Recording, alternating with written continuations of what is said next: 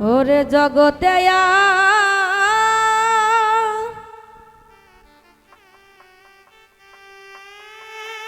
আমার দেখার কে রইল না।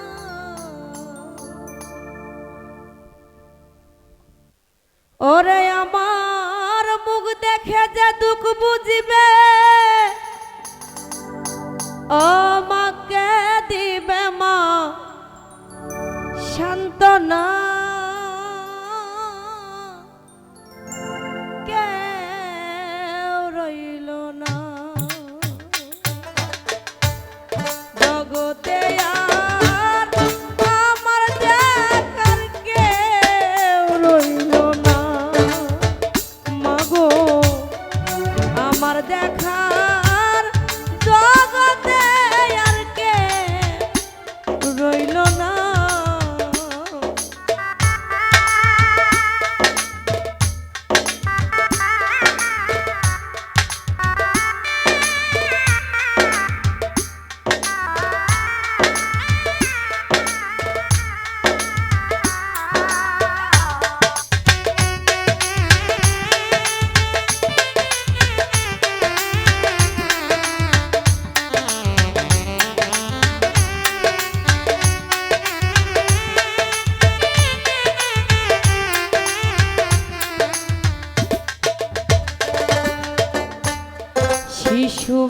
শিশুবেলার সেসব কাহিনী মনে পড়লে ঝরে আমার দুই চোখের পানি।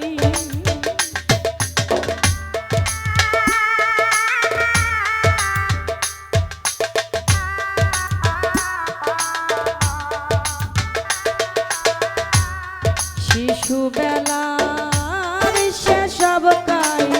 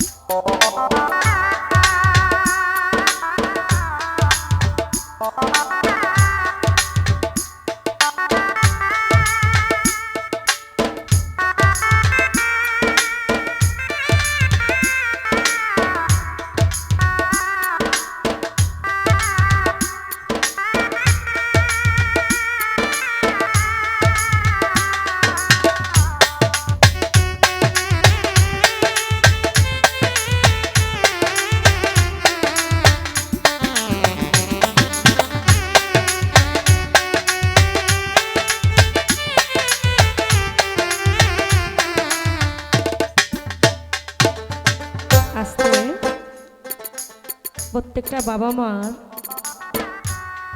একটা করে স্বপ্ন থাকে, যদি আমার ছেলেটা একটু মানুষের মতো মানুষ হতে পারত, তাহলে দুই মুঠো ভাতের জন্য না। কেউ কেউ কোনো কোনো বাবা মা বলেছে যে আমি আমার ছেলের হাতে থেকে ভাত খাবো, কাপড় চোপড় নিব, এটা ভাবে না। যদি আমার ছেলে যদি আমার সামনে থাকে, এটাই আমার কাছে অনেক কিছু। বাবা মা শখ করে ছেলেকে দিয়েছে বিদেশে। যখন একটা ছেলে শখ যে বাবা মার কাছে আর্জি করেছে, বাবা আমি একটু বিদেশ যাব, একটু দেখো না যদি ব্যবস্থা করা যায়। আজকাল বিদেশে যাওয়া কিন্তু অনেক প্যারা, অনেক টাকা পয়সার বিষয়। তো গরিব মানুষ, অনেক টাকা পয়সা শর্ট, তো বাড়ি করার জমিটুকু বিক্রি করে ছেলেকে দিয়েছে বিদেশে। যখন বিদেশে যাওয়ার পরে 2-3 বছর 4 বছর হয়ে গেছে, ছুটিতে আসবে, আসার পরে যাওয়ার পরে বলছে, মা আমি তো চলে আসবো, বলো তো তোমরা কে কি নিবে আমার কাছ থেকে? তখন মেয়েকে বলে, মা তুমি কি নেবা বলো তো? বলেন, বাবা তুমি যে দেশে আছো মালয়েশিয়ায়, সে দেশে সবচেয়ে বড় মেকআপের বক্সটা তুমি আমার জন্য কিনে এনো। যখন মেয়েকে বলেছে, ছেলেকে বলছে, বাবা তুমি কি নিবে? বলে, বাবা তুমি টাকা নিয়ে এসো, বাংলাদেশে সবচেয়ে বড় হুন্ডাটা আমি কিনবো। যখন বউকে বলছে, বিবি তুমি কি নিবে বলো তো, তোমার জন্য তো আমি একটা কিছু জানবো, আমার তো শখ। তে বলছে, তুমি আমার জন্য লাল বেনারসি একটা সুন্দর দেখে শাড়ি কিনে এনো, যাতে আমি পরে তোমার সাথে হুন্ডায় করে ঘুরতে পারি।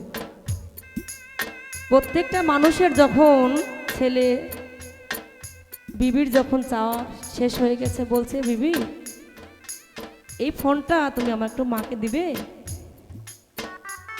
যখন মার কথা বলেছে, তখন মা ফোনটা নিয়ে বলছে, কি বাবা গো তুমি এত কিছু বায়না করছো, কি ব্যাপার, তোমার কি সমস্যা? তে বলছে, মা আমি তো দেশে আসবো, সবাই তো আমার কাছ থেকে সব কিছু আবদার করেছি, বলো তো মা তুমি আমার কাছ থেকে কি নিবে? বলছে, বাবা এই পৃথিবীর বুকে যদি কোনো জিনিস দামি হয়ে থাকে, তুই দেশে ফিরে এসে যদি আমাকে একবার মা বলে বুকে জড়ে ধরিস, এর থেকে দামি সম্পদ আমার কাছে আর কিছুই নেই।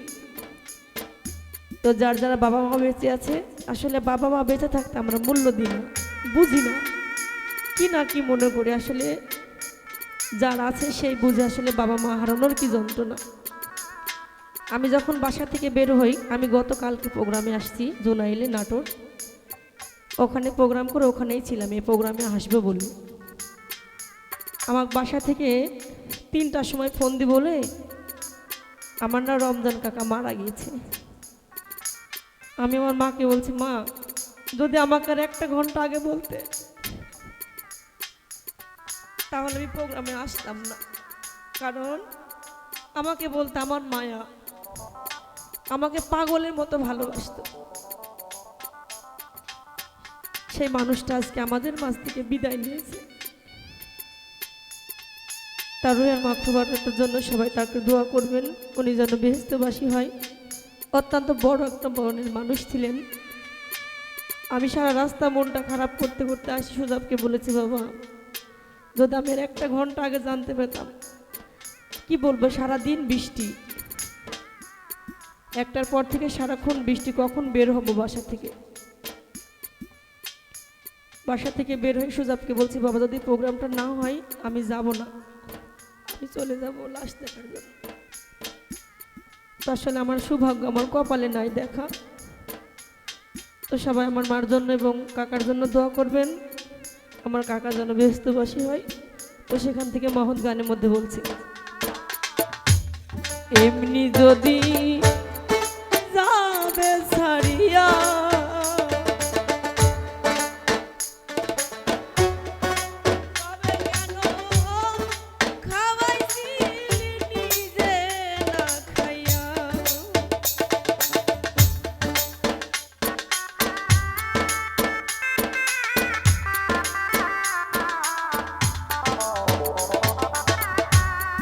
এমনি যদি যাবে চলি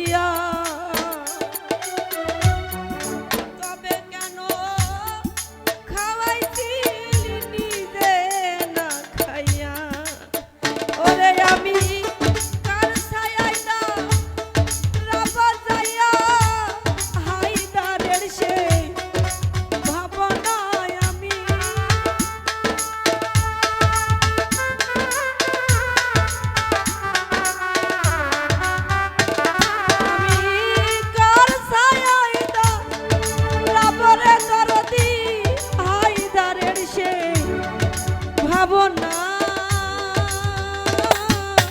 কেউ রইল না মাগো আমার দেখার জগতে আর কেউ রইল না ওরে আমার মুখ দেখে যে দুঃখ বুঝিবে কে দিবে মা সান্ত্বনায় আমার